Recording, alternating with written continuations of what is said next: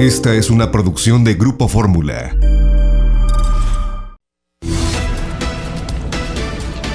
Grupo Fórmula presenta José Cárdenas Informa.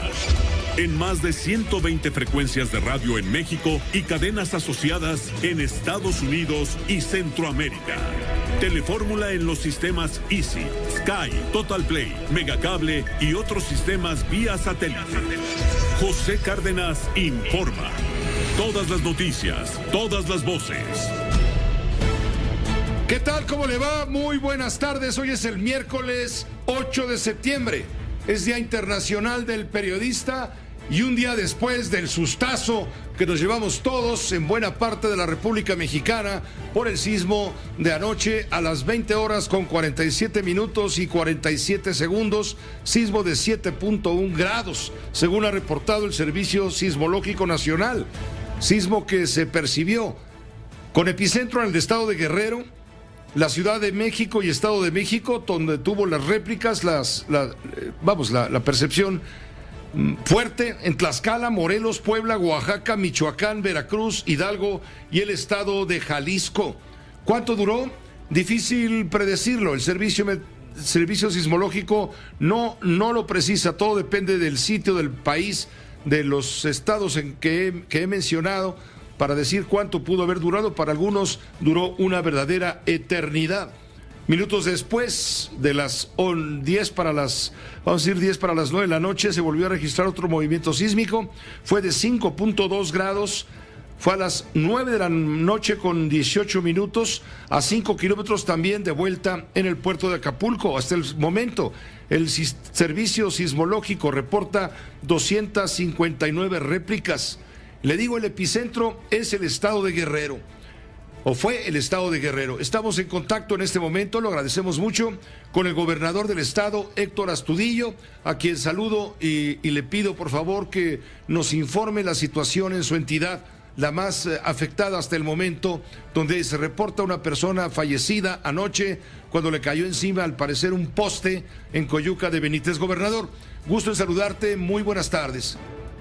¿Qué tal, Pepe? ¿Cómo estás? Te saludo desde Acapulco. Muchas gracias por la oportunidad de hacer comentarios respecto a lo que sucedió precisamente a partir de ayer, casi a las 9 de la noche, y que ha venido replicándose, como tú ya lo has dicho, con una gran cantidad de réplicas de este sismo, que ha causado mucho temor, ha causado también daños, sin duda.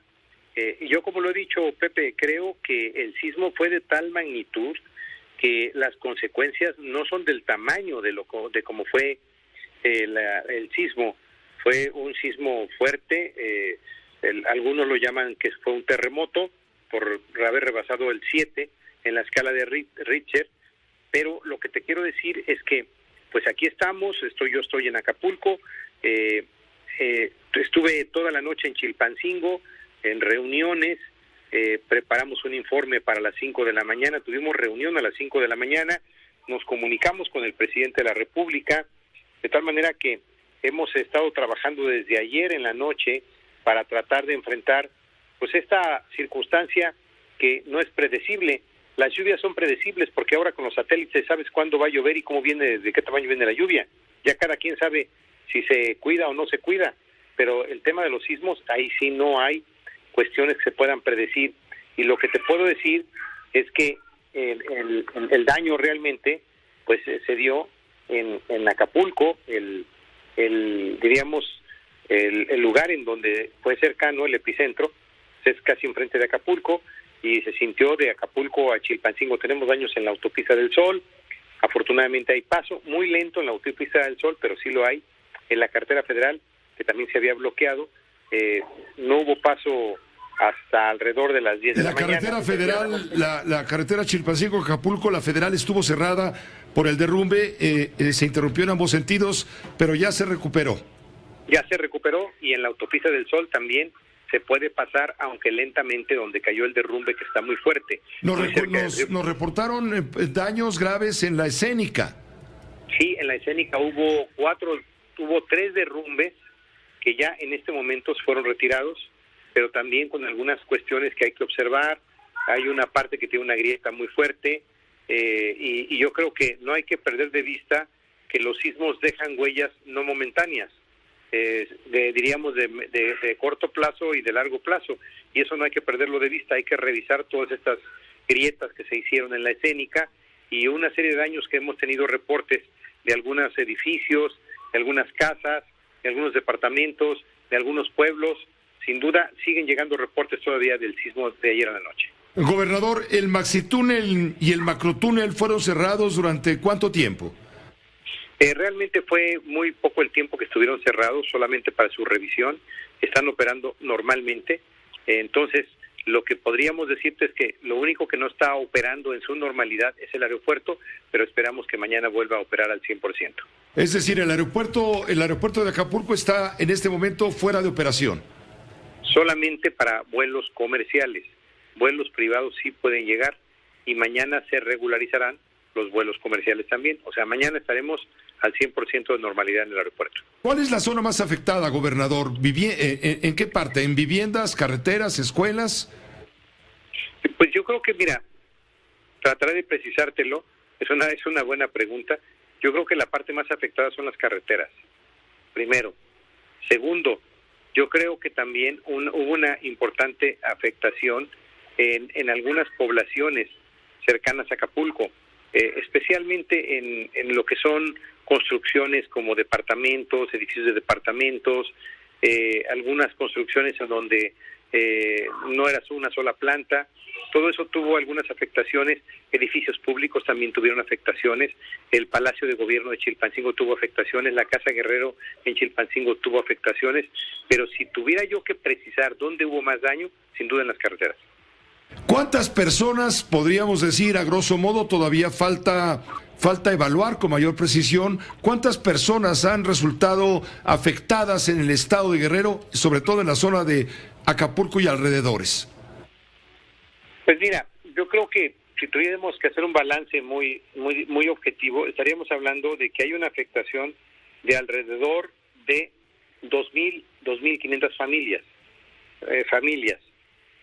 a las cuales hay que darle una atención especial, pues porque vivían o han vivido en estos departamentos, en estos multifamiliares, pero de ninguna manera se compara con afectaciones como lo fue en Ingrid y Manuel, que fue realmente muy duro las consecuencias. Creo que hay que ir haciendo un trabajo muy preciso para tener una gran ubicación de realmente hasta dónde alcanzó, pero no tenemos más reportado que una persona fallecida, no tenemos personas reportadas heridas, lastimadas, sí en crisis nerviosa, y estamos, como te decía, tratando de precisar si una persona que nos han reportado de Jaltianguis, que está muy cerca de Acapulco, entre Acapulco y Tierra Colorada, tuvo algunas afectaciones y perdió la vida, pero hasta este momento formalmente solamente tenemos una persona que perdió la vida. Pues gracias, gobernador, gracias por esta información directa, en vivo, en directo, de lo que ha sucedido, lo que han evaluado ustedes a partir del sismo que ayer causó, por supuesto, mucho miedo, incluso pánico. Yo hablé a Acapulco varias veces y me reportaba gente de por allá que estaban francamente espantados. Muchos pasaron la noche incluso en la calle, temerosos de las réplicas sobre todo. Así es. Muchas personas estuvieron fuera de sus casas, siguen fuera de sus casas, pues por la preocupación, por el temor que da volver a su casa en la ruta de que pueda haber una réplica fuerte. Yo lo que creo es que entre todos tenemos que darnos mucha serenidad y tratar de encontrar el punto en donde esto, al final de cuentas, sea parte de una historia difícil de Guerrero, como tenemos muchas páginas de eso. Entre todos hay que ayudarnos y, por supuesto, darnos ánimos. Muchas gracias, gobernador. Gusto en saludarte. Gracias, Pepe. Un abrazo. Hasta luego. Muy fuerte para ti. Gracias. Héctor Astudillo, gobernador del estado de Guerrero, nos hace el favor de hacernos un reporte puntual de lo que sucedió allá en Acapulco, sobre todo. Fue el epicentro a kilómetros, unos cuantos kilómetros, 10, 12 kilómetros del puerto de Acapulco. Ahí se dio el epicentro del sismo más fuerte, el de las 20 horas con 47 minutos y 47 segundos, y luego la réplica también fuerte de 5.2 grados Richter a las 9 de la noche con 18 minutos. Otro punto clave donde se sintió y donde se tenía mucha preocupación es la Ciudad de México. En la capital del país, salvo el susto, por el momento no se tienen registro de daños en el metro, planteles escolares, edificios, puentes elevados, pero desde luego continúan las revisiones protocolarias. Ayer al menos 923,000 usuarios se vieron afectados aquí en la Ciudad de México por la falta de energía eléctrica a consecuencia del sismo. Por número de personas sin luz, las alcaldías Iztapalapa, donde tampoco hubo agua a consecuencia del sismo, Gustavo Amadero, fueron las más afectadas, con 260,000 usuarios en el caso de Iztapalapa y con 183,000 en la Gustavo Amadero. El gobierno de la Ciudad de México ha informado que pasajeros quedaron atrapados por casi una hora en las cabinas del cablebús luego de un corte de energía, el cual se restableció pasadas las 10 de la noche. Las autoridades de la Ciudad de México señalaron que la línea 1 del cablebús fue desalojada, al igual que el bucle B de la línea 2. Tenemos contacto en este momento con la arquitecta Miriam Ursúa Venegas. Ella es secretaria de Gestión Integral de Riesgos y Protección Civil de la Ciudad de México. Miriam, muchas gracias por aceptar la llamada. Muy buenas tardes. Hola, ¿qué tal? Muy buenas tardes, Pepe. Hasta el momento, Miriam, igualmente, hasta el momento, ¿cuál es la situación en la Ciudad de México tras el sismo? Ya pasaron, no 24 horas, pero 20 sí. Sí, bueno, la verdad es que para la Ciudad de México, te digo, se reportó un saldo blanco. Lo principal, te digo, fueron los cortes de luz, que justamente tú has platicado en un inicio. Hubo problemas, te digo, de interrupción del suministro de energía eléctrica, que afortunadamente se han restablecido prácticamente al 100% el día de hoy. Tú decías que se vieron afectados 923,823 usuarios, efectivamente. Afortunadamente, te digo, ya todo esto está siendo absolutamente restablecido. Cosas importantes que decir. En la Ciudad de México, afortunadamente, te digo, funcionaron el 98.7% de los altavoces. Eso, te digo, fue un avance en relación a otros sismos que tuvimos anteriormente, y del 4% que teníamos, te digo, sin funcionar, en este momento prácticamente tenemos un 1%, un 1.3% que todavía tenemos que trabajar. Todo lo que es en los protocolos de hospitales, te digo, fueron implementados, no hubo ningún problema y operaron posteriormente con normalidad. Lo otro es que el tiempo de alertamiento que tuvo la Ciudad de México fue bastante importante. Fueron 65 segundos entre el inicio del sismo y la llegada de la onda sísmica a la propia ciudad. Más que nunca, Miriam. Así es. Por lo tanto, te digo, la gente tuvo el tiempo suficiente para ponerse a buen resguardo. ¿Sí? La aceleración máxima, es decir, la onda sísmica que llegó a la ciudad, la máxima fue de 60.7 GAL. GAL es una unidad de medida, y esta unidad de medida marca, te digo, la aceleración con que viene esa onda sísmica hasta la Ciudad de México. Por ponerte un ejemplo, la diferencia entre el 2017 y ahora es que en esa ocasión, primero, el epicentro era muy cercano. En este momento fueron más de 300 kilómetros. Y en esa ocasión, en el 2017, fueron 235 GAL. Es decir, la aceleración fue muy fuerte. En esta ocasión, la máxima que tuvimos fue de 60.7 en la alcaldía de Cuauhtémoc, en la estación Buenos Aires. ¿Sí? Entonces, la verdad es que sí, todos los servicios de movilidad, digo, funcionaron sin problemas posteriormente. El problema que tú comentabas, que era el del cablebús, fueron cerca de 40 minutos, te digo, que tuvimos este paro en un tramo de la línea 2, y que fue por la planta de emergencia que se revisó de forma inmediata. El secretario de Movilidad se trasladó inmediatamente al lugar y afortunadamente, te digo, no tuvimos mayores problemas. Respecto al restablecimiento de energía eléctrica a los usuarios afectados, empezó desde anoche mismo, te digo, la Comisión Federal de Electricidad a restablecer el servicio, y nosotros tenemos, te digo, prácticamente el 100% restablecido el servicio en la tarde de hoy. ¿Cómo se está previniendo la Ciudad de México ante eventualidades de esta naturaleza? Bueno, como tú sabes, desde hace tiempo, desde el inicio del gobierno, nosotros hemos tenido un programa muy fuerte, te digo, para plantear los protocolos que deben de seguirse en el caso de un sismo. Primero te digo cosas sencillas que la población debe seguir. Si tú estás en un primero o segundo piso, tienes que bajar por tus rutas de evacuación y tienes que irte a tu punto de reunión con tranquilidad. Si tú estás en un tercer piso hacia arriba, tienes que permanecer allí hasta que termine el movimiento sísmico y posteriormente bajas por la ruta de evacuación hasta el punto de reunión. Ese te digo, es algo que nosotros debemos hacer en forma permanente, es un ejercicio que deberíamos hacer en forma permanente. Hacer el plan familiar.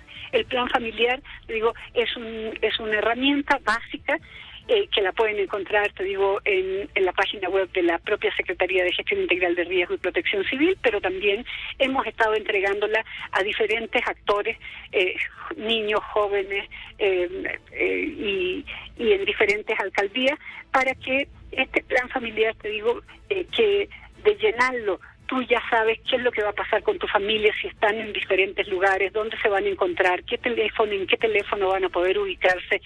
En fin, creo que hay una serie de acciones que nosotros debemos ir tomando para el antes de un sismo, para el durante un sismo y para el después de un sismo. Revisar nuestras viviendas y ver, te digo, dónde están, por supuesto, las llaves, donde se cierra el gas, en donde se cierra también la energía eléctrica. Creo que son cosas básicas que tenemos que hacer. Pero por parte del gobierno de la ciudad, activamos un protocolo del plan de emergencia sísmica de la ciudad, digo, que significó, por una parte, que instaláramos el comité de emergencia en las instalaciones del C5, encabezado, por supuesto, por la jefa de gobierno, y con la presencia de todas las dependencias que están involucradas en hechos como este.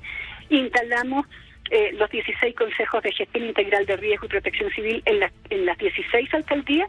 Representantes de la jefa de gobierno estuvieron en las 16 alcaldías y los cóndores, te digo, de la Secretaría de Seguridad Ciudadana, inmediatamente que se inició el sismo en la Ciudad de México, sobrevolaron la ciudad para hacer una evaluación inicial de daños que nos dio más tranquilidad, porque eso es lo que nos avisa de inmediato si hay algún colapso o no en la ciudad.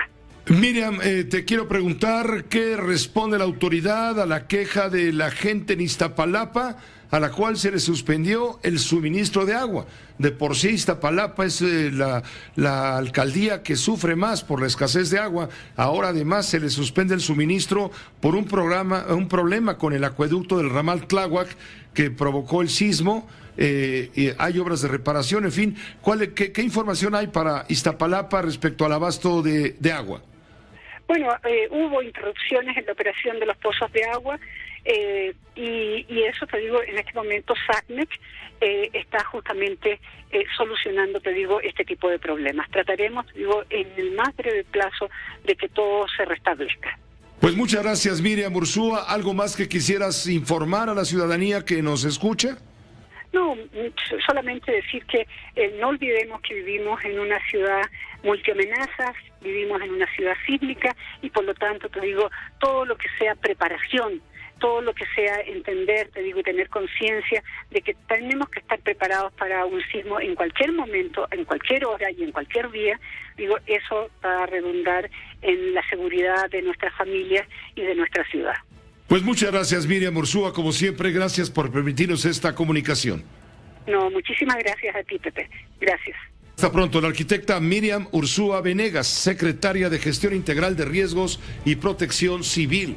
¿Qué ha pasado en otros estados de la República donde también se sintió fuerte el sismo? Permítame una pausa y le explico detalladamente.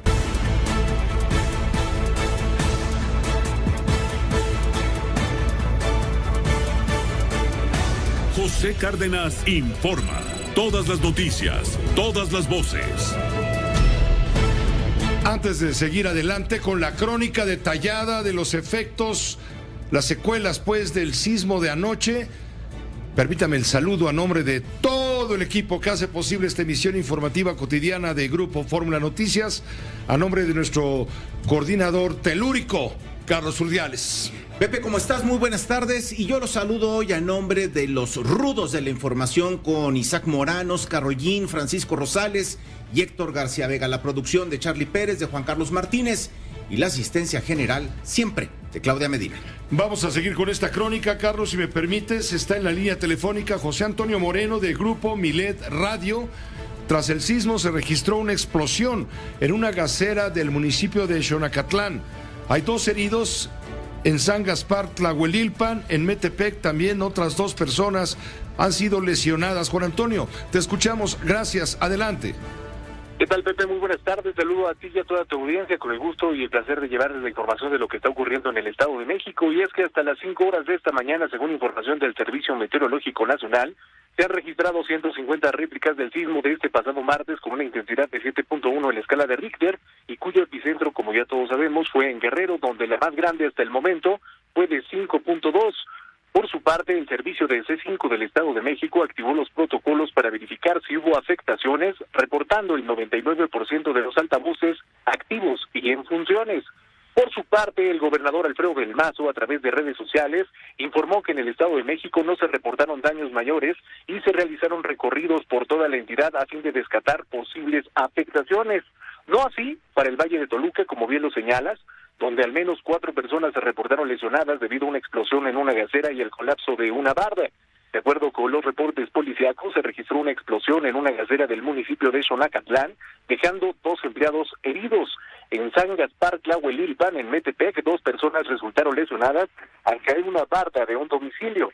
Los lesionados presuntamente viajaban a bordo de una motocicleta y fueron auxiliados por paramédicos de la Cruz Roja.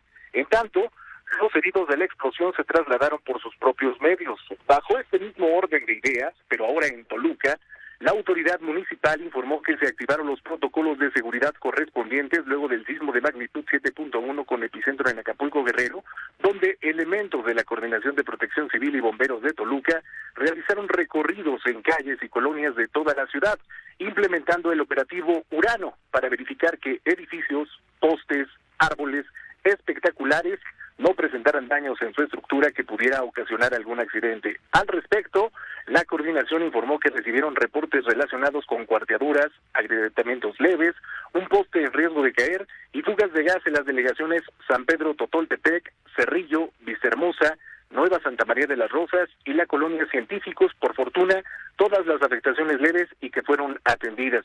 También se realizaron recorridos de laderas de los cerros a fin de verificar si podrían presentarse algún derrumbe derivado del reblandecimiento de la tierra a causa de la lluvia, y la autoridad hizo un atento llamado a la población a estar atentos a posibles réplicas del sismo y que sigan las indicaciones de rutas de evacuación en caso de ser necesario. Muchas gracias José Antonio Moreno, gracias a Milet Radio por esta colaboración especial. Seguiremos informando, saludos de regreso al estudio. Claro que sí, seguiremos informando y muy atentos con toda tu información. Un paréntesis antes de informarle otros puntos donde impactó el sismo, donde se percibió el sismo con fuerza. Le voy a comentar a usted que las autoridades municipales de Tula de Allende, en Hidalgo, están lanzando una alerta a la población que se encuentra cerca de ríos y cuerpos de agua, es decir, en zonas de riesgo, están invitando a la población a evacuar sus domicilios, ya que se avecina una creciente de agua que puede comprometer su integridad física.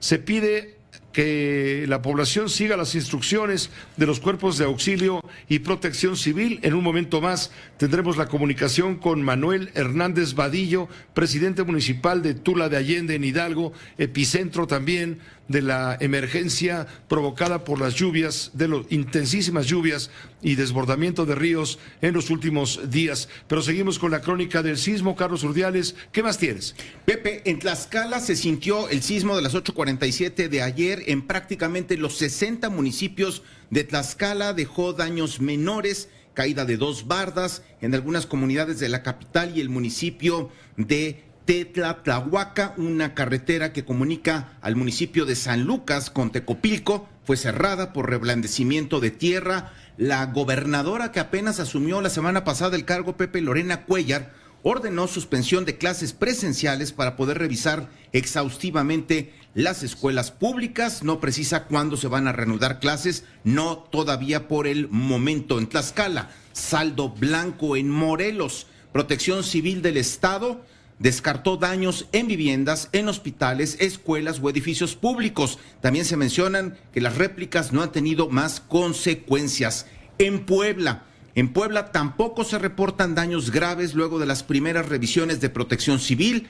En el caso de algunas escuelas también se suspendieron clases presenciales para poder llevar peritajes a fondo y evitar riesgos estructurales en las escuelas públicas de Puebla. Pepe, también saldo blanco, lo mismo que Tlaxcala, lo mismo que Morelos. Y en Oaxaca, según los últimos reportes, solo se registró suspensión de servicio telefónico en alguna región de la costa, sin que hasta el momento se reporten daños materiales. Salud de Oaxaca, la Secretaría de Salud dice que hospitales, clínicas y centros de salud se reportan sin novedad, únicamente con fallas en el suministro de energía eléctrica, o sea, se les fue la luz un buen rato. Sí, se les fue la luz un buen rato. Tengo un reporte de la Comisión Federal de Electricidad. Ya mencionábamos lo que ocasionó el sismo respecto a la suspensión de la energía eléctrica en la Ciudad de México, con más de 900,000 usuarios afectados. En el Estado de México fueron poco más de 500,000 de afectados. En Morelos,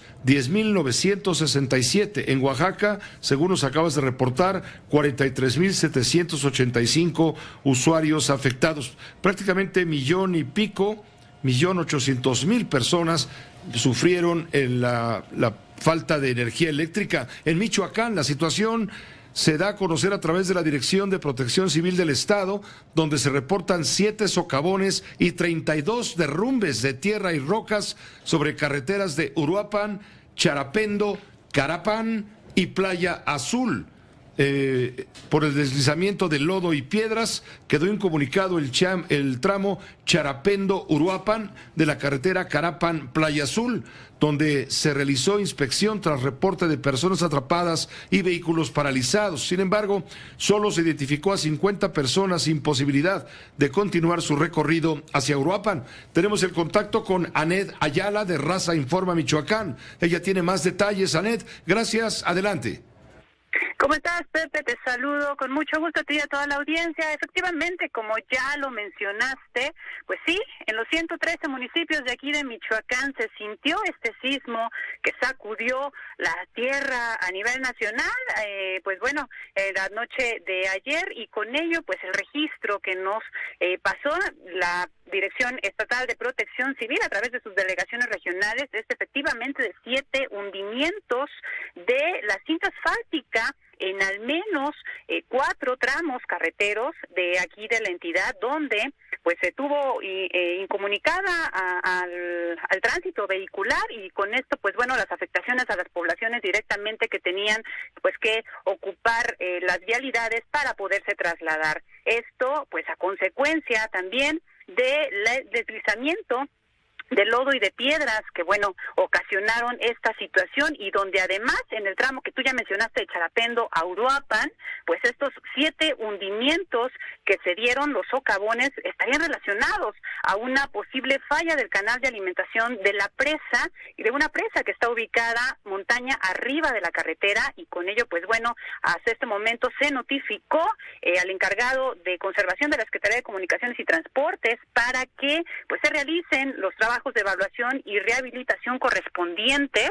Esto sería en el transcurso de mañana, a fin de que bueno, pues no se pueda tener algún riesgo posible para la población y para quienes bueno, realicen este operativo. También comentarles que como parte de las actividades que se realizaron, pues fue la supervisión a las oficinas centrales del Registro Civil, donde desde temprana hora se reportaron afectaciones a la infraestructura, pero pues bueno, tras una revisión realizada se determinó que no existen daños generados al edificio ocasionados por el sismo, y por tanto pues sin riesgo para la seguridad de los trabajadores y los usuarios. Pepe, no hubo ninguna notificación, ningún reporte de llamadas de auxilio por parte de la ciudadanía, ni tampoco de personas que hayan resultado lesionadas o fallecidas por este movimiento que se dio la noche de ayer y pues bueno, del transcurso de la madrugada de todas estas réplicas que también ya dimos conocimiento. Pues esto es lo que les puedo informar hasta este momento. Estaremos al pendiente por todo lo que pudiera suceder en el transcurso de este día.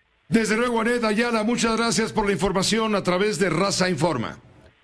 Al contrario, buena tarde. Gracias, muy buena tarde. Y tenemos contacto en este momento. Permítame saludar al doctor Víctor Cruz. Él es sismólogo del Instituto de Geofísica de la UNAM, a quien le agradezco muchísimo estar en contacto con la audiencia, con usted, con nosotros. Doctor, ¿qué tal? Muy buenas tardes. Buenas tardes, gracias por el espacio. Dígame. Doctor, gracias. Gracias. Se ha desatado en redes sociales pues una gran cantidad de especulaciones sobre el tema de los sismos, desde luego, hablando de que viene otro gran sismo, que no sé cuánto. Es verdad y sabemos que no se pueden predecir los sismos. ¿Qué respondemos a la gente que está jugueteando con esa posibilidad? Bueno, efectivamente no es posible, como usted ya lo dijo con toda claridad, y quiero repetirlo, saber cuándo, dónde y de qué magnitud será el siguiente terremoto. Eso no se ha podido lograr durante muchas décadas de estudio de muchos expertos en el mundo. ¿Sí? Entonces, la ruptura de este sismo en particular, un sismo moderado, digamos, un sismo que no es particularmente grande en el contexto nacional, digamos, lo normal, la secuencia normal de los eventos que estamos viendo es lo que hasta hoy ha ocurrido, es decir, un evento principal como el de anoche y las réplicas que todos conocemos. Ahora bien, por cierto, doctor, ¿cuántas réplicas van al momento? Hablábamos al inicio del noticiario de 259. Pues bueno, en este preciso instante no estoy al tanto, solo tiene la información del servicio y ahora mismo estoy en el coche, no sé la cuenta última, pero debe ser de ese orden. Pero bueno, más allá de eso, lo importante aquí es que es cierto que no se puede nunca, de hecho, descartar, estrictamente hablando, la posibilidad de que ocurra un evento significativo, digamos, en un futuro no tan remoto. Es decir, esto es muy poco probable, pero es probable.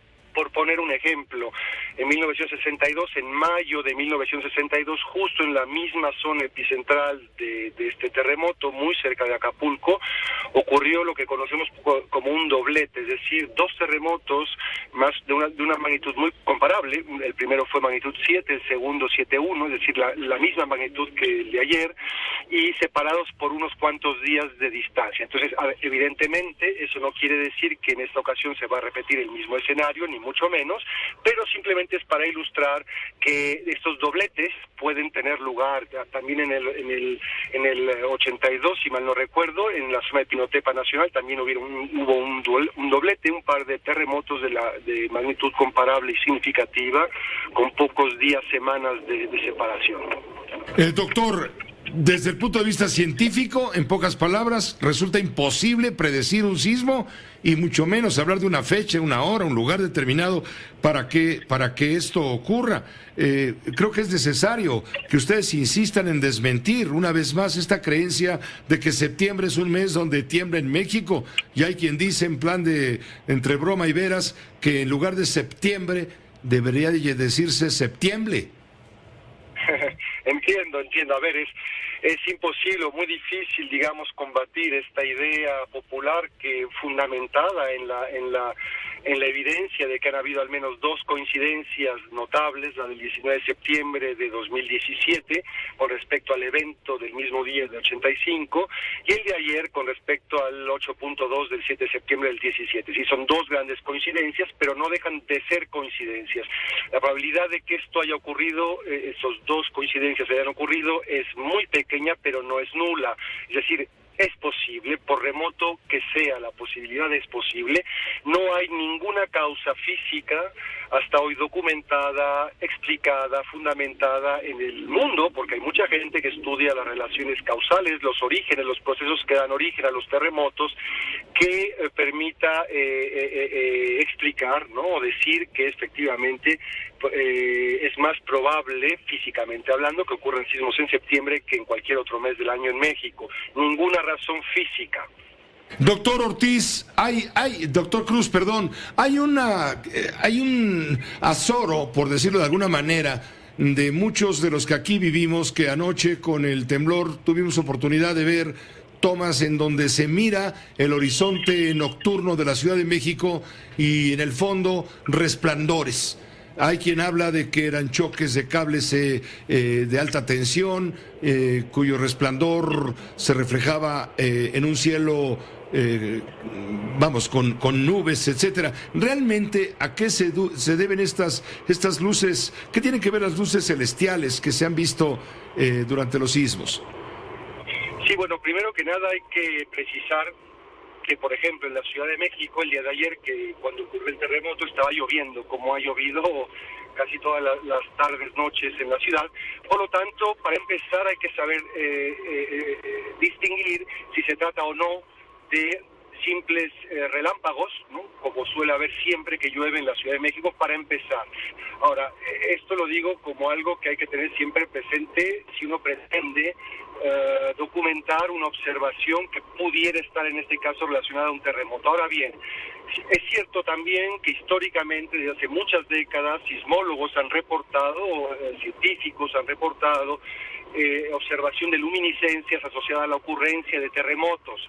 Se ha tratado de, a pesar de que es una materia relativamente polémica, incluso en el ámbito académico, porque no es fácil, digamos, objetivamente hablando, observacionalmente hablando, asociar una observación de este tipo a la ocurrencia del sismo. Sin embargo, sí hay teorías, hay explicaciones que podrían explicar estas luminiscencias. Debe justamente a la deformación de las rocas, cuando cierto tipo de rocas están sometidas a una deformación importante y sus propiedades químicas son tales que hay muchos elementos ferromagnéticos que al rozar esos granos de la roca entre sí pueden liberar iones y crear corrientes eléctricas. O sea, la roca se puede convertir en una especie de semiconductor que transmite corriente eléctrica, y de ser así, si alcanza la superficie de la Tierra, puede interactuar con la atmósfera, ionizar la atmósfera y eventualmente emitir estas luminiscencias. Esto es un modelo que pretende explicar estas observaciones basadas también en experimentos de laboratorio, es decir, hay razones físicas para pensar que sí es posible que ocurran, aun cuando, repito, en la comunidad académica sigue siendo polémico si es estrictamente asociable a un sismo. Es lo que el fenómeno se llama triboluminiscencia, según dicen ustedes los expertos, y es por la fricción, como usted explica, de partículas presentes en la corteza terrestre que generan estos efectos tanto eléctricos como electromagnéticos. Es decir, la respuesta no es simple y sencillamente porque es el choque entre cables que llevan alta tensión eléctrica, y ese choque, el resplandor del choque se refleja en las nubes. Sí, claro, las nubes reflejan la luminiscencia, ciertamente, pero este es un fenómeno de otra naturaleza.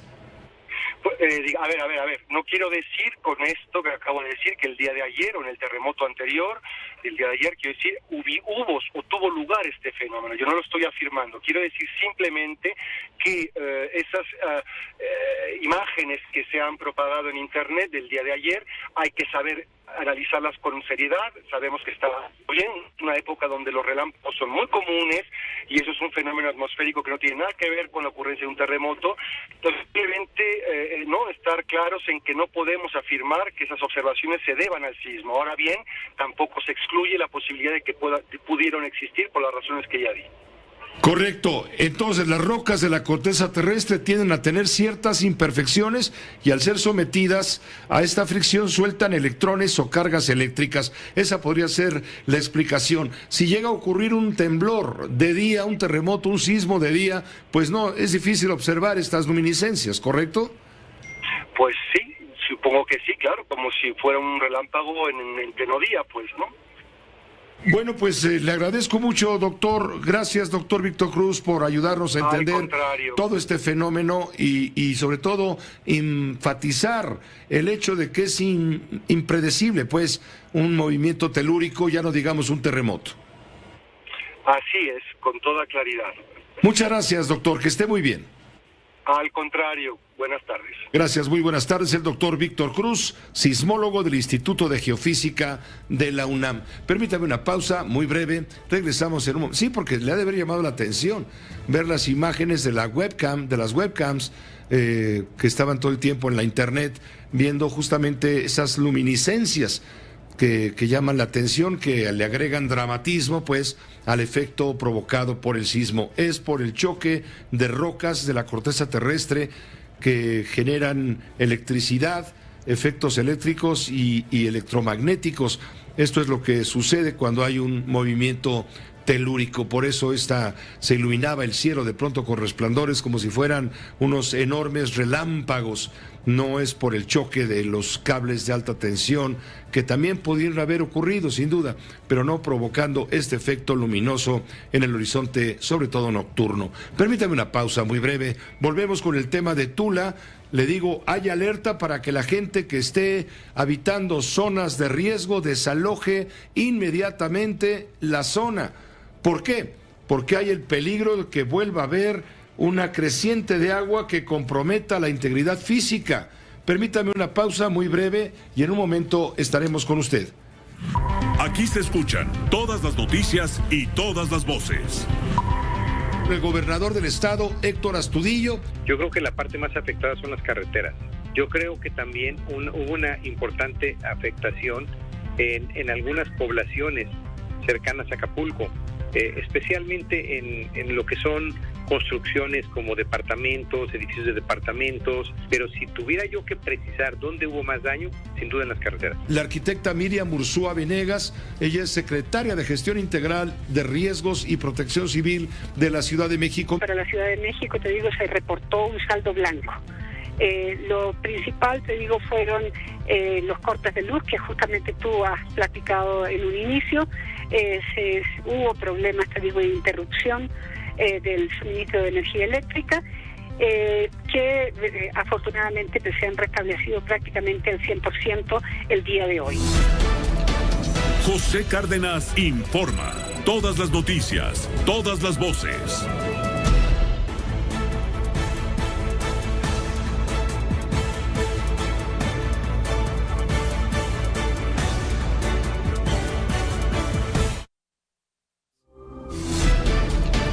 José Cárdenas informa. Todas las noticias, todas las voces. Yéndonos al tema de las inundaciones por el desbordamiento de ríos en el estado de Hidalgo, debo comentarle que el gobierno de la entidad afectada acaba de emitir hace minutos una tarjeta informativa en la cual exhorta a la población asentada cerca del río Tula a evacuar sus domicilios de manera inmediata y trasladarse a refugios temporales. Con base en información de la Comisión Nacional del Agua, la CONAGUA, la presa Danjo, ubicada en Jilotepec, Estado de México, está evacuando un excedente de líquido que se dirigirá al río Tula, además de la posibilidad de precipitaciones en la Ciudad de México y Valle de México, que representan un riesgo de inundación similar al de los días anteriores.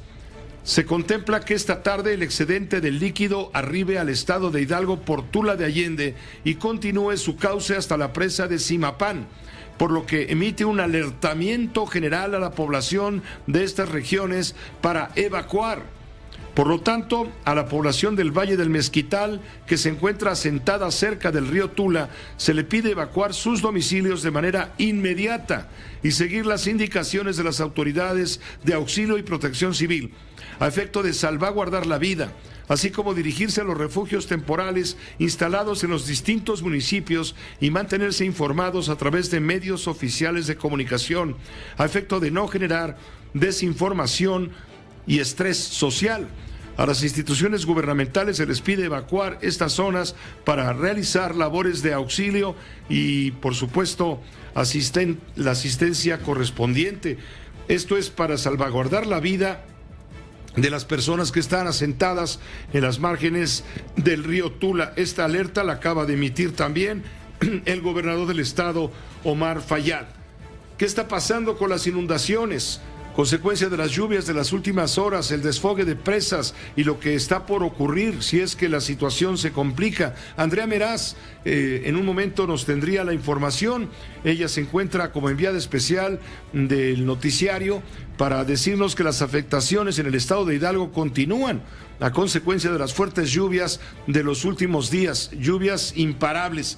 La madrugada del miércoles se desbordó el río El Salado, afectando al municipio de Tlahuelilpan. El presidente municipal, José Alfredo Díaz Moreno, detalló que el agua ya se extendió del ejido, el salitre a la presidencia municipal, provocando inundaciones de hasta 1 metro de altura. Hasta el momento suman 150 familias damnificadas que han perdido cultivos y han visto severos daños en sus casas. En tanto, hoy se entregaron a familiares 6 de los 17 cadáveres de las personas que perdieron la vida al interior del Instituto Mexicano del Seguro Social. Por cierto, hoy el director del Instituto Mexicano del Seguro Social, Zoé Robledo, respecto a lo que ocurrió, esta tragedia en el Hospital General de Zona 5, con unidad de medicina familiar del Seguro Social en Hidalgo, no tuvo información ni oficial ni informalmente sobre el potencial de lluvias que se registraron el lunes, ni el riesgo de desbordamiento del río Tula que provocó la inundación del nosocomio. Esto lo dijo el propio director del Seguro Social, Zoé Robledo, de esta manera, a través de un video. Se hizo mucho para salvar vidas ante un desastre que no se pudo advertir y que es importante reconstruir. El Hospital General de Zona con Medicina Familiar número 5 en Tula, en Hidalgo, fue inaugurado en 1977, tiene 44 años de antigüedad. En la planta baja tiene 43 camas sensables en hospitalización, más 21 camas en urgencias, observación y terapia intensiva. En la planta alta está la unidad de medicina familiar con 10 consultorios. Este hospital se encuentra ubicado en la zona centro de la ciudad, a escasos 100 metros del río Tula. La noche del 6 y la madrugada del 7 de septiembre se encontraban en el hospital 54 pacientes hospitalizados, 22 con diagnóstico COVID-19 y 32 por otros padecimientos. Padecimientos que iban desde recuperación postoperatoria por apendicitis, pacientes crónico-degenerativos, 3 recién nacidos, mujeres embarazadas, entre otros. 2 pacientes habían perdido la vida previo al evento y por razones distintas. Sus cuerpos ya se encontraban en proceso de entrega a sus familiares. También nuestras condolencias para ellos.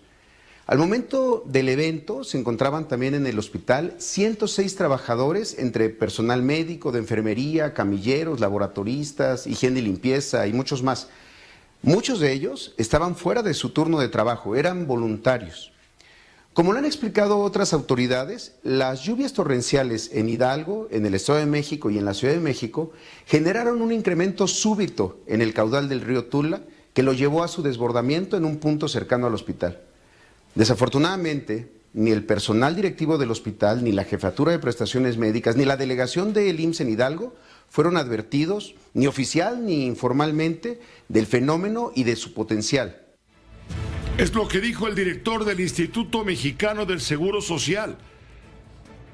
Sabían que iba a pasar, las autoridades municipales sabían que esto iba a suceder y sin embargo no se dio aviso adecuado y en tiempo y forma. Desde el viernes 3 al mediodía, la alcaldía de Tula advirtió que de las lluvias y de un inminente desbordamiento del río. Según el alcalde, que pertenece al PAN-PRD, a la coalición PAN-PRD, había coordinación con la CONAGUA, con Protección Civil Estatal, con Seguridad Pública, y urgía una evacuación de la zona aledaña al río Tula. Las presas Requena y Endó, según reportes de CONAGUA, superaban ya su capacidad desde el mismo viernes. El gobernador Omar Fayad informó que fueron desafogados hasta ayer en la madrugada en medio de la tormenta, pero no hubo ni desalojo ni albergues para los pobladores. Esto es parte de lo que han dado como testimonio justamente algunos pobladores. De ahí que viene la reacción del propio director del Seguro Social, donde puntualiza que los pacientes fallecidos 2 de los cuales habían perdido la vida antes y estaban en proceso de trámites para entregar los cuerpos a sus familiares. En total fueron 16. Zoé Robledo dice, todo esto fue porque no nos avisaron. Durante las horas de emergencia fallecieron 14 pacientes que tenían COVID-19. Fueron 2 mujeres y 12 hombres con un promedio de edad de 61 años. Y explicó, lo acaba usted de oír, que la medianoche del lunes se fue la luz. 3 horas después empezó a entrar el agua al hospital e inundó la planta de emergencia. Puntualizó que el lunes había 54 personas internadas, 22 con COVID, 32 con otros padecimientos. Los trabajadores pudieron mover a 48 a la planta alta. De esas, 40 fueron trasladadas a Tepeji del Río, a Pachuca. Una mujer también fue a dar al Hospital de Especialidades de la Raza. 5 de esos pacientes trasladados están dados de alta, se encuentran en sus domicilios, 35 se encuentran hospitalizados, estables y recibiendo atención médica. Pero alega Zoé Robledo, director del IMSS, no nos avisaron ni de forma oficial ni tampoco de manera informal sobre el potencial de las lluvias. Es lo que justifica el director del Seguro Social respecto a la magnitud, a la dimensión que tomó la tragedia por el desbordamiento del río Tula, sobre todo. Tenemos en este momento el contacto con Andrea Meraz. Estamos en vivo, en directo. Andrea, contigo allá en la zona cero, en la zona de Tula, con los desbordamientos. Adelante, Andrea. Muy buenas tardes. Muy buenas tardes, Pepe, te saludo con gusto. Pues sí, estamos justo a 450 metros de este hospital del Instituto Mexicano del Seguro Social, donde ayer perecieron 16 personas a causa de esta afectación. Y comentarte, Pepe, que al menos ya 11 cuerpos fueron entregados a los familiares en una funeraria muy cerca de este punto. Pudimos ver cómo poco a poco ellos habían sido atendidos por personal del Instituto Mexicano del Seguro Social, pero aquí la emergencia continúa, Pepe, y continúa porque hace unos momentos el gobernador de la entidad, Omar Fayad, pues pidió a la población evacuar. Esta situación pues se repitió a través de las Fuerzas Armadas que se encuentran en este punto laborando y que les han pedido a la gente evacuar las zonas bajas, justo en la zona en donde nosotros nos encontramos, porque se está previendo que de nueva cuenta las lluvias y el desbordamiento pues de las presas que están cercanas y que llegan hasta este punto, pues vayan a impactar de nueva cuenta esta zona de Tula. Comentarte, Pepe, que también a la población del Valle de Mezquital, que se encuentra cercana al río de Tula, se le contempla que esta tarde por la excedente de agua arribe a Hidalgo, al río Tula, y continúe su curso hasta la presa de Zimapam. A todas las instituciones gubernamentales pues también se les pidió evacuar y también, Pepe, la población, ¿qué es lo que ha hecho? Algunos se han quedado en sus hogares porque ya han visto actos de rapiña como el que sucedió hace unos 30 minutos, unos 40 minutos en un supermercado cercano de aquí, donde ya pues la gente hizo acto de rapiña, Pepe.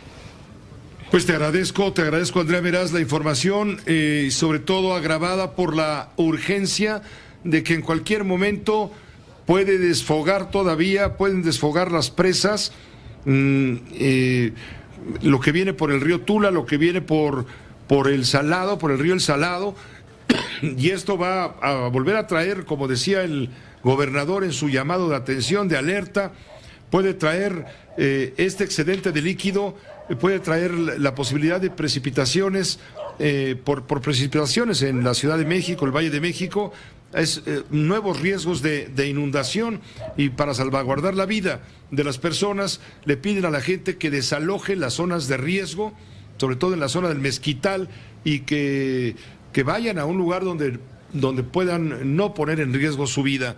Es lo que la alerta que se está dando como aviso a todas las instituciones gubernamentales, estatales, para que evacúen las zonas para realizar las labores de auxilio y la asistencia correspondiente. Entonces la población del Valle del Mezquital, que está sentada cerca del río Tula, se le pide evacuar los domicilios de manera inmediata. Andrea Meraz. Así es, y de hecho, antes de esta evacuación, antes de esta alerta, ya las personas habían estado haciendo labores de salvaguardar los pocos enseres que le quedaron. Y veamos esto, lo que grabamos hace unas horas justo en esta zona, Pepe. Adelante. Nosotros estamos tratando de rescatar lo más que podamos, que consideramos de un poquito más de valor, digamos, el refrigerador, estufa, la sala, las colchones, la cama. Lo estamos pasando para la parte de arriba, que son unos cuartos que tenemos todavía en obra negra, pero es obra civil, pero pues ahí estamos tratando de guardar y de rescatar un poco de nuestras pertenencias. Esta persona, Pepe, está a unos 50, 60 metros de donde está el río Tula, donde pasa el río Tula, pero no fue afectada de las primeras afectadas de las lluvias ni del desbordamiento de hace más de un día. Lo que sí ella notó junto con su familia es que poco a poco las aguas negras iban llegando a su domicilio y fue por eso que tomaron la previsión de ir subiendo los enseres, de ir subiendo pues la estufa, el ropero, algunas camas, todo lo que podían subir a una planta alta, y ellos han decidido pues no desalojar su hogar, por lo mismo que te platicaba hace unos momentos, prevén actos de rapiña, a pesar de que, como vemos en las imágenes de mi compañero Luis Ramos, hay personal del Ejército, también personal de la Secretaría de Seguridad Ciudadana de la Ciudad de México que forma parte de este apoyo. El gobernador Omar Fayad nos decía hace unos momentos que son más de 1,000 elementos los que están custodiando esta zona, pero que no pudieron evitar pues los actos de rapiña, Pepe. Pues te agradezco, Andrea Meraz, te agradezco la información, vamos a quedar al pendiente. Estamos pendientes, muy buena tarde.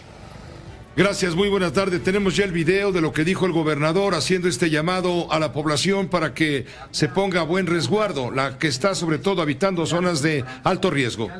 De muertos la ha dado a conocer el Instituto Mexicano del Seguro Social y son 15. Y nosotros tenemos noticia de esas 15 muertes producto de este incidente.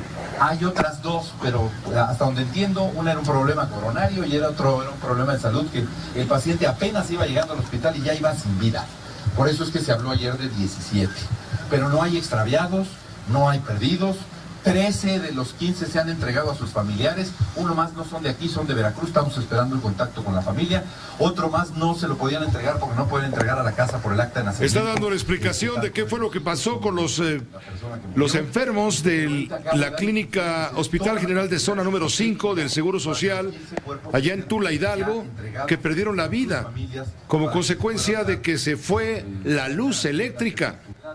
Varios de los enfermos, la mayoría, 14, 15, estaban enfermos, contagiados de COVID, estaban en situación de terapia intensiva, estaban intubados.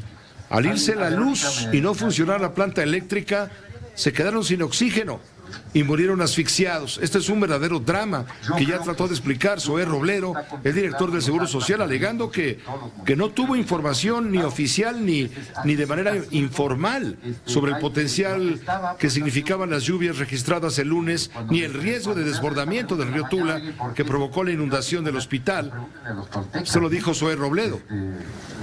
El gobernador del estado, también apremiado por las preguntas, está respondiendo justamente a todo esto. Pueblos mineros como Real del Monte o Guanajuato. Y está dando un panorama general de la situación que prevalece en su estado. Permítame hacer un enlace en este momento con el ingeniero Alberto Hernández Unzón, el meteorólogo de Grupo Fórmula Noticias. Él tiene la situación del pronóstico del tiempo. Más lluvias y más lluvias, sobre todo en las zonas afectadas. Alberto, ¿cómo te va? Buenas noches. Buenas noches, Pepe. Empezamos por el temporal de lluvias. Ya es un temporal de lluvias importante, ahora generado por las circulaciones de la tormenta tropical Olaf frente a Jalisco. Dos ondas tropicales, la 27 y la 28, y a esto se le agrega en el Golfo de México la formación de la tormenta tropical Mindy. Mindy está al este del Golfo de México y se dirige hacia la zona de Apalachicola, Florida, pero entre tanto, Pepe, toda esta conexión de nublados que llevan los dos ciclones tropicales generados por las ondas de inestabilidad estará generando tormentas muy fuertes, sobre todo en Jalisco esta noche, Colima, Nayarit, Guanajuato, Aguascalientes, en este sector por la línea de tormentas. Más tarde se extenderá hacia la zona de las Islas Marías, Sinaloa y Baja California Sur. Pepe, muy atentos en Baja California Sur para el día de mañana y pasado mañana, ya que se va a estar acercando la tormenta tropical Olaf. Entre tanto, esta noche muy pendientes porque ya en el radar, Pepe, se distingue una zona de tormentas al oriente entre Catepec y Tecámac.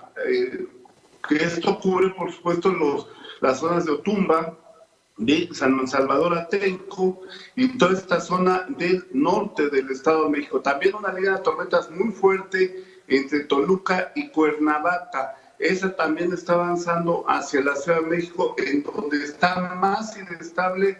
A partir de las próximas horas, Pepe, tendremos lluvias durante la noche y la madrugada en zonas de la Ciudad de México, más en forma generalizada, Pepe. Pues gracias por la información, Alberto. Hay que estar muy pendientes. Gracias, Pepe. Pendientes. Buenas noches. Gracias, buenas noches. El ingeniero Alberto Hernández Unzón, meteorólogo de Grupo Fórmula Noticias. Permítame una pausa muy breve. Estaremos con usted de vuelta en un momento. Aquí se escuchan todas las noticias y todas las voces. Doctor Víctor Cruz, él es sismólogo del Instituto de Geofísica de la UNAM.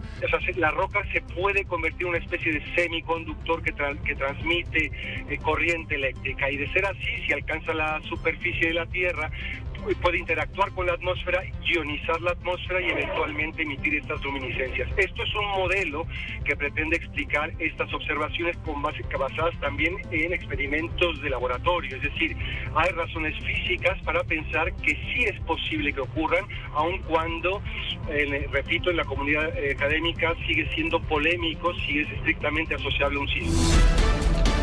José Cárdenas informa. Todas las noticias, todas las voces. José Cárdenas informa. Todas las noticias, todas las voces.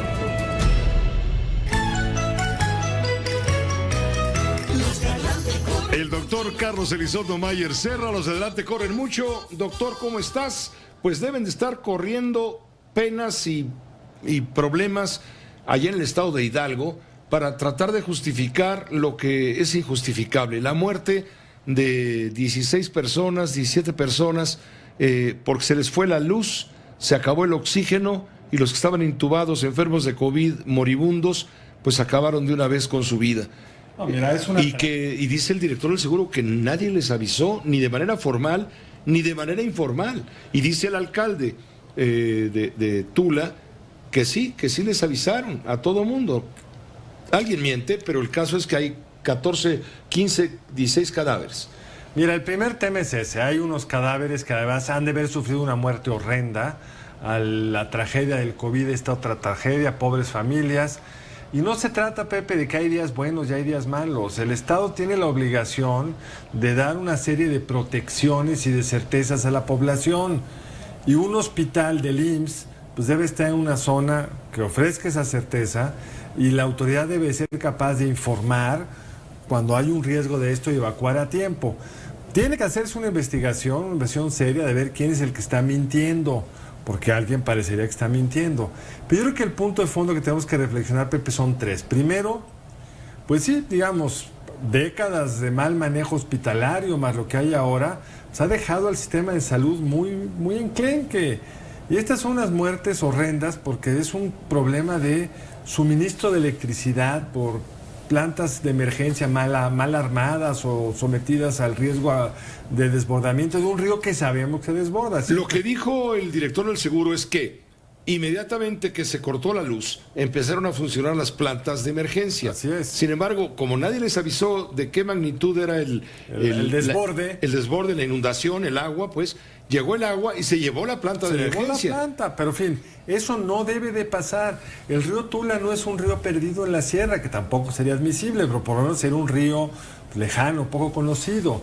Todos sabemos que ese es un riesgo de la Ciudad de México, cercano a la Ciudad de México, y que puede suceder en aguas como esta. Lo primero es investigar quién tuvo que haber informado a tiempo. Lo segundo, Pepe, es, a mí sí me sorprende, casi lo admiro, que el presidente López Obrador puede simplemente continuar con su agenda como si nada hubiera pasado, hablar de racismo, ir a dar sus temas como si no tuviéramos un evento de esta naturaleza, que debería, Pepe, detonar una reflexión de cómo minimizamos los riesgos en esta época de cambio climático, donde este tipo de eventos no van a ser más que cada vez más frecuentes, porque veremos sequías más fuertes como las que estamos viendo en California y en una parte todavía del norte de México, y lluvias mucho más fuertes como estamos viendo solo en el centro del país, porque incluso el Cutzamala, la red de presas que alimenta de agua a la Ciudad de México, sigue por debajo de sus promedios históricos.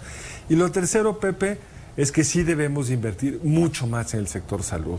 No solo está el tema de las medicinas, no solo está el tema del incremento en el gasto de bolsillo de los mexicanos que ha reportado la encuesta del INEGI, sino que el sistema hospitalario está prendido de alfileres. Entonces, un agua adicional se lleva la planta de luz, una demanda adicional de servicios hospitaleros deja gente en la calle, el COVID hace que muchos no hagan sus intervenciones o sus consultas regulares, y ese exceso de muertos que sufrió el país el año pasado no debe de volver a suceder, Pepe. Ciertamente, ahora este tema de Tula conmueve, duele, más incluso que el susto que nos pegó anoche el temblor. El susto fue terrible porque pues nunca sabes dónde va a terminar. Claro, sí, pero al final de cuentas las consecuencias no son de esta magnitud. Esto es una tragedia irreparable que además pues, está toda la tragedia en las pertenencias de las personas, en su modo de vida, etcétera. Que haya o no Fonden, Pepe, que es donde se ha enfocado la oposición, es lo de menos. Este fondo para los desastres, si el Fonden se gastaba mal no servía, pero si el presupuesto que se le asigna supuestamente a los desastres, ahora que no esté el Fonden, tampoco llega, pues tampoco sirve. Pero sí necesitamos tener, digamos, una capacidad de reacción de los gobiernos municipal, estatal y federal mucho más rápida, con mucho mayor contundencia, con mucha mayor capacidad preventiva, con mucha mayor capacidad de ir adecuando. Hablaban de los atlas de riesgos y todos estos temas que tenemos ya muy bien definidos, pero estos no vienen acompañados con acciones como este hospital seguro estaba en el atlas de riesgo de inundación. ¿Qué acciones se tomaron como resultado de ello? Hay una crónica estupenda que hoy publica el periódico Reforma en primera plana, en donde narra todo esto y da a conocer el testimonio de un joven, Aníbal Zúñiga, de 22 años, vecino de la zona del hospital, y él dijo que desde las 8 de la noche del lunes la gente ya pedía auxilio. En las redes se estaba diciendo que se desbordaba el río Tula, creían que era una inundación como las de siempre. Dijo que el Hospital General de Zona número 5 del IMSS, ubicado en el centro y a 100 metros del río Tula, empezó a inundarse a la 1 de la mañana del martes. Se quedó sin energía, no tenía planta de luz y los enfermos perdieron el oxígeno suplementario. Murieron 15 de golpe. Entramos con lanchas al IMSS, a la central de autobuses, a las casas, ya todo estaba totalmente inundado. Empezamos a sacar a las personas atrapadas, es lo que cuenta Aníbal Zúñiga, según relata la crónica de Reforma, el reportero de Reforma que está enviado especial. Todo 4 días después del urgente aviso. 4 días después. 4 días después del urgente aviso, y sí, hubo una reacción de la población y de algunos funcionarios muy heroica, y eso hay que celebrarlo. La tragedia pudo haber sido mucho peor, pero no tendríamos que estar esperando la tragedia para actuar. Tendríamos que ser capaces de tomar en serio los riesgos que el país se enfrenta y pues gastar el dinero necesario para que no sucedan estas tragedias, Pepe. Por supuesto hay tragedias que no se pueden evitar, pero hay muchas, y sospecho que esta es una de ellas, que sí se pueden evitar. Como el reporte de la línea 12, que es otro tema, pero es un tema vinculado a esto. Sin duda. Gracias, Carlos, como siempre. Gracias a ti, Pepe. Buenas noches. El doctor Carlos Elizondo Mayer Serra. Permítame una pausa, sí, y vamos a regresar con más información.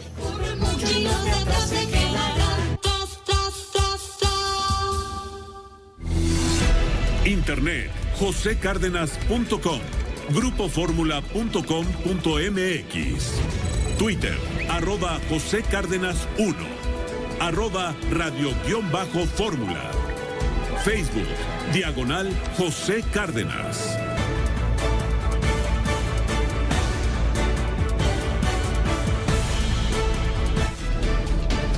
José Cárdenas informa. Todas las noticias, todas las voces.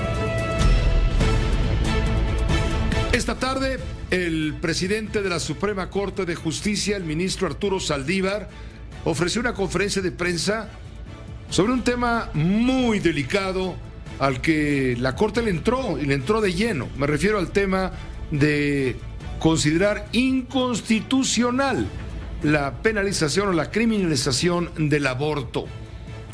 Bueno, pues hoy dijo el ministro Saldívar que aquellas personas que su religión no las deja abortar, pues que no lo hagan, pero que respeten la ley. Juan Antonio, te escuchamos, adelante. Gracias, Pepe, muy buenas tardes. El ministro presidente de la Suprema Corte de Justicia de la Nación, Arturo Saldívar, dio a conocer que el Instituto Federal de la Defensoría Pública ahora representará familiares de víctimas de feminicidio y sobre todo va a defender a mujeres que han sido ya sea sentenciadas o imputadas por el delito de aborto. Y es que luego de esta histórica decisión que tomaron los ministros de manera unánime a favor de las mujeres que son por años han tenido esa lucha y por sus derechos y por supuesto por las que desafortunadamente han perdido la vida en algún hospital clandestino. Como bien lo señalas, Pepe, también el ministro Saldívar Melo de la Rea mencionó que respeta todas las creencias religiosas, por lo que solicitó que quienes no estén a favor con el aborto deben de respetar ahora a quien deseen practicarlo luego de que se declarara la inconstitucionalidad. Luego de esto que se presentó, Pepe, bueno, pues también dieron a conocer que el Instituto de la Defensoría Pública estará atendiendo ahora a las mujeres que ya incluso son procesadas por este delito, pero todo esto es precisamente para estar apoyando a las más niñas, a las más pobres y sobre todo a todas las mujeres en todos los rincones del país. Vamos a escuchar parte de lo que dijo el ministro Arturo Saldívar. Este logro es de una extraordinaria trascendencia, pero quiero decirlo con toda claridad, no es un mérito de la Suprema Corte. Este logro es mérito de las miles de mujeres que durante años han luchado por sus derechos, de las que ya no están, y de esta marea verde de niñas, chicas, jóvenes, que todos los días salen a gritar que se respeten sus derechos sexuales y reproductivos. Además, Pepe, también en esta conferencia de prensa informó que el Consejo de la Judicatura y la Suprema Corte ya avalaron las licencias por paternidad para un periodo de 3 meses pagados, y de esta manera lo que se está buscando es de que efectivamente haya esa igualdad entre hombres y mujeres, sobre todo las mujeres que por muchos años han estado abajo de la situación laboral de los hombres, y que con esto espera que ya exista esa igualdad. Y por último, bueno, Pepe, pues también comentó que en otros temas todavía no hay fechas para que puedan de nueva cuenta hacer las audiencias penales, tener esa publicidad. Todavía no podemos entrar a todas las audiencias que hay y tantos casos que hay en estos momentos que lleva el actual Consejo de la Judicatura Federal. Pepe, el reporte. Gracias, Juan Antonio, muchas gracias por la información. Buenas noches. Gracias, buenas noches. Mire, en todo esto del mensaje del ministro Arturo Saldívar de la Suprema Corte de Justicia, yo me quedo con lo que manifiesta, el respeto a la religión de todos, pero dice, la religión no se puede anteponer ante las libertades de los demás, en este caso, de las mujeres y el derecho a decidir sobre su propio cuerpo. Y fue enfático cuando dice, aquellas personas que sus creencias no les permitan abortar, que simplemente no lo hagan, pero que respeten el derecho de las demás personas que decidan interrumpir su embarazo sin ser consideradas criminales. Permite una pausa, lo analizamos con Diego Fernández de Ceballos, abogado, colaborador de este espacio, en un momento. Su opinión es importante. Twitter, @José Cárdenas 1. Facebook, José Cárdenas. Saludo al jefe Diego Fernández de Ceballos, su bitácora de la resistencia. Hoy, pues como abogado, le pedimos su opinión, su comentario, su análisis respecto a esta resolución histórica que ha tomado la Sala Superior de la Suprema Corte de Justicia respecto a la inconstitucionalidad de la penalización del aborto. Diego, ¿cómo te va? Muy buenas noches. Buenas noches, José, a tus órdenes. Pues básicamente es eso. ¿Cómo estás viendo la acción de la Suprema Corte? Le entró a un tema 20 años después, pero finalmente le entró. Un tema polémico que divide a la sociedad. Mira, José, no conozco los alegatos de los señores ministros para adoptar la decisión que tomaron, pero como tú lo has dicho, es un tema de verdad complejo y trascendente, que todos debemos analizar con respeto y cuidado, procurando tener la mayor información posible. Yo trataré contigo de ser muy claro. La Suprema Corte ya dijo la última palabra en lo jurídico, pero el debate seguirá dividiendo a la sociedad. ¿Por qué? Porque la defensa de la vida humana desde la fecundación es un derecho humano que debe garantizar toda sociedad civilizada. Sin embargo, estoy de acuerdo con la Suprema Corte de Justicia de la Nación que no debe ser castigada con cárcel la mujer que decide abortar dentro de las primeras semanas de su embarazo. ¿Por qué? Por muchas razones. Entre ellas, porque está demostrado que son tan fuertes los motivos que llevan a abortar a esas mujeres que superan la amenaza de la cárcel y que esa cárcel produce además para ellas y para sus familias verdaderas tragedias. Además, José, impulsar a las mujeres a la clandestinidad en sus abortos ha tenido como consecuencia una gran cantidad de muertes que debieron evitarse. Por otra parte, yo considero, José, que la verdadera defensa de los no nacidos requiere de acciones positivas, conjuntas de gobierno y sociedad que sean profilácticas, no sancionadoras, de apoyo para las mujeres, no de castigo y jamás estigmatizarlas por eso. Además, es un delito que, como lo han dicho algunos ministros, en México se sanciona solamente si lo cometen las mujeres pobres.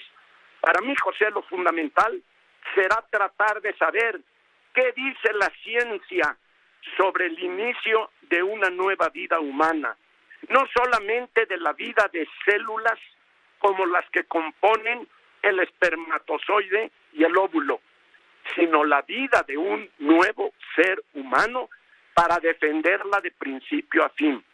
Mientras tanto, José, efectivamente la Iglesia Católica y las iglesias que piensen igual y los ciudadanos que coincidan con el pensamiento de esas iglesias están en su derecho y además en su obligación de seguir reclamando el respeto y protección de la vida humana desde la concepción hasta la muerte.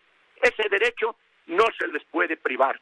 Exactamente, no se puede deslindar, o cómo deslindar la religión de la defensa del derecho de la mujer a su decisión. Dice el ministro hace un momento, él respeta la religión, pero que ésta no se puede anteponer a las libertades de los demás. Sí, nada más que cuando habló el señor ministro de que no es un mérito de la Corte, sino de tantísimas mujeres que han venido peleando sus derechos, lo menos que se puede decir que han peleado por esos derechos por una razón muy sencilla y trascendente, porque se les permitió nacer. Esto es muy importante, José. La Corte decidió conforme a su interpretación que hizo de la Constitución, y eso también es respetable. Pero mientras la evidencia científica nos diga que la vida humana empieza en el momento de la fecundación y la Constitución y los tratados protegen la vida humana, el debate, José, queramos o no, no podrá terminar. Te digo finalmente, estoy de acuerdo en procurar la defensa más amplia de los derechos de las mujeres para decidir sobre su cuerpo y de ninguna manera llevarlas a la cárcel por un aborto. Pero no se sabe de voces que algo digan sobre los derechos de la paternidad, ni de los derechos de los más indefensos, que son los no natos. Como ves, José, hay mucho tema. Y solo te digo, ahora sí para terminar, que la bioética nos dice que antes de la fusión del espermatozoide y el óvulo, transcurre un tiempo de suma duración en el interior del aparato genital de las mujeres. Creo, José, sinceramente, que esa información que nos da la bioética es fundamental para que podamos encontrar la solución de manera verdaderamente humana, en favor de las libertades de las mujeres y del derecho a la vida de los seres humanos más indefensos.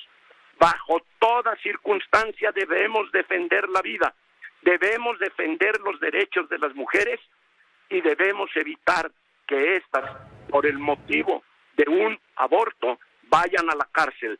Como vemos, José, se trata de dos bienes jurídicos superiores que están en conflicto en algunas ocasiones y que con talento, con buena fe y acudiendo a la ciencia podemos encontrar soluciones que no afecten a las mujeres en sus derechos y que no asesinen a seres humanos. Esa es mi opinión. Gracias, Diego, como siempre, bienvenida. A ti, adiós. Adiós, gracias, el jefe Diego Fernández de Ceballos. Le digo, es un tema de honda profundidad y esto se va a discernir, se va a seguir discutiendo en la Suprema Corte de Justicia, porque habrá, y con todo derecho, los médicos que digan, pues yo tengo en este momento la conciencia de que no debo de practicar un aborto y nadie me puede obligar. Esta es la circunstancia que también prevalece y que tendrá que ser analizada por la Suprema Corte de Justicia. Es la objeción de conciencia, como se llama también. ¿Hasta qué punto es válida la objeción de conciencia en el caso de practicar un aborto para evitar que éste se pueda llevar a cabo, por más que la mujer tenga todo el derecho de... Es que no se está discutiendo, ahora no se está legalizando el aborto, y en eso no hay que confundirnos. Se está legalizando el hecho de que la mujer no puede ir a dar a la cárcel por abortar, como ahora ocurre en 28 estados de la República Mexicana. En 4 entidades no. Me refiero a la Ciudad de México, al estado de Hidalgo, el estado de Veracruz y el estado de Oaxaca. En los demás, en todos, la mujer que aborta es sujeto de una sanción penal. El Código Penal. De acuerdo con el Código Penal de cada estado. Es lo que la Corte ha dicho. No, señores, habrá que reformar los códigos penales de todo el país, porque una mujer no es una criminal por abortar. Ahora vienen otras cuestiones que tienen que ver justamente con la objeción de conciencia, con la religión y con todo lo demás, que fue lo que trató de explicar el ministro Saldívar. Le digo que es un tema de hoy, es un tema de fondo y un tema de siempre.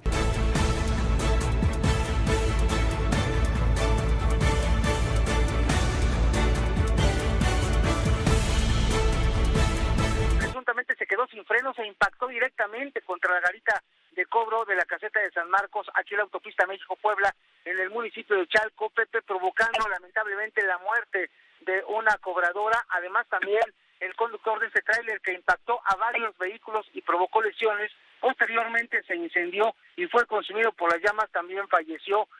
Caminos y Puentes Federales, Pepe, determinó cerrar la circulación a la Ciudad de México por casi 3 horas. Para estos momentos, Pepe, pues se ha llevado a cabo ya el levantamiento de los cuerpos, Pepe, por parte de la Fiscalía Mexiquense, y la circulación se ha habilitado en 2 carriles en ambos sentidos, Pepe, para quien va a la Ciudad de México o para quien va hacia la Ciudad de Puebla. Lamentable esta tragedia, Pepe. Lamentable situación. Gracias por la información, Leopoldo. Buenas noches, Pepe. Buenas noches. Joel Morales Bravo, de Grupo Milet Radio. ¿Qué pasó en la Marquesa? Hubo otro tráiler que embistió a varios vehículos. Adelante. Pepe, buenas noches. Una vez más, la carretera México-Toluca registró un grave accidente del kilómetro 38 a la altura del paraje denominado La Escondida en el municipio de Coyoacán, originado por un camión tipo Tortón que se quedó sin frenos y embistió a 4 automóviles. Uno de ellos quedó volteado fuera del asfalto. El accidente tuvo lugar a las 13 horas con dirección a la capital mexiquense, donde llegaron paramédicos de la Cruz Roja Mexicana, de Protección Civil, de Ocoyoacac, para atender a 4 personas que registraron lesiones leves, donde afortunadamente, pese al aparatoso del percance, no hubo pérdidas humanas y los involucrados fueron atendidos en el lugar de los hechos. Elementos de la Guardia Nacional de la División Carreteras acudió al lugar para abanderar la vía y evitar mayores percances. Cabe destacar que en este tramo de la carretera son comunes los accidentes debido que son bajadas prolongadas donde los vehículos alcanzan altas velocidades, sumado a las curvas continuas, hacen más peligroso el tramo en una de las carreteras más transitadas de todo el país. Pues gracias, Joel, gracias por la información. Estamos pendientes. Estamos pendientes, Joel Morales Bravo, a través de mi grupo Milet Radio. Tuve una confusión grave y que quiero aclarar. Primero, el choque, una cosa fue el choque de un tráiler sin frenos en la caseta de la México-Puebla, de lo cual nos informó Leopoldo Espejel, en donde se registró este accidente y de acuerdo con testigos y usuarios, el tráiler se quedó sin frenos, se impactó contra los vehículos que estaban esperando para pasar y con las propias casetas. Aunque no hay información oficial, se habla de varios lesionados y al menos un muerto. Esto en la México-Puebla. Ahora, en la México-Toluca, es lo que nos acaba de informar Joel Morales Bravo, cuando este tráiler sin frenos venía en una bajada rumbo a la ciudad de Toluca, a la altura del kilómetro 17, el camión de carga de una larga plataforma se quedó sin frenos e impactó a 3 vehículos a su paso. Una pausa. José Cárdenas informa. Todas las noticias, todas las voces. José Cárdenas informa. Todas las noticias, todas las voces. Al cierre lo dejo con las declaraciones de Claudia Sheinbaum, jefa de gobierno de la Ciudad de México, respecto al reporte de la firma noruega DNB sobre el desplome en la línea 12 del metro. Dice Sheinbaum: es muy claro, el origen del accidente se debió a una falla en la construcción. Los resultados de los análisis indicaron que el colapso ocurrió como resultado del pandeo de las vigas norte y sur, facilitada por la falta de pernos funcionales en una longitud significativa, lo que causó que parte del tramo elevado perdiera su estructura compuesta. Hasta aquí llegamos con lo importante de las noticias. A nombre del equipo, gracias por su atención y confianza. Sintonice, por favor, a continuación la fórmula financiera en estas frecuencias de radio. Lo esperan Mari Carmen Cortés, Pepe Yuste y Marco Antonio Mares. Y en Telefórmula ya está listo el doctor Leonardo Curcio. Hasta mañana. Esta fue una producción de Grupo Fórmula.